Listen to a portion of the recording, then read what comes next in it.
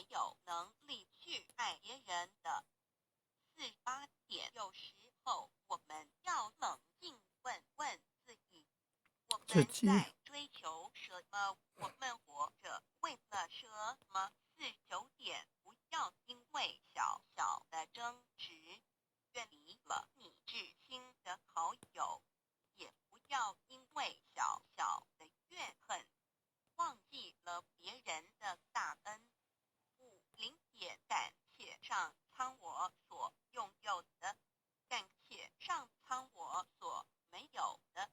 51点，凡是能站在别人的角度为他人着想，这就是慈悲。52点，说话不要有攻击性，不要有杀伤力，不夸语能，不扬人恶，自然能化敌为友。53点，诚实